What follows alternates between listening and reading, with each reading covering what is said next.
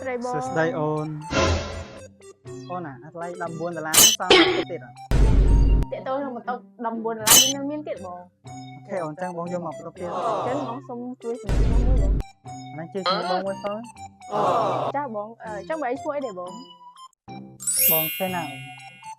អូន ចាបងចឹងត្រាប់ទីតាំងបច្ចុប្បន្នបងនៅខាងណាដែរបង ពីមុនទៅឥឡូវ ឥឡូវបង បងនៅអត់តាមណាយក ន្លែងបងនៅរ៉ាងៃភូមិស្រកហ៎បង អូបងមកពីកពត ចឹងសុំលេខទូរស័ព្ទបងមួយបង សាប់បង17ប្រមិច2ទេ លេខទូរស័ព្ទលេខទូរស័ព្ទ ចាំតិចសិនបងឆៅឲ្យ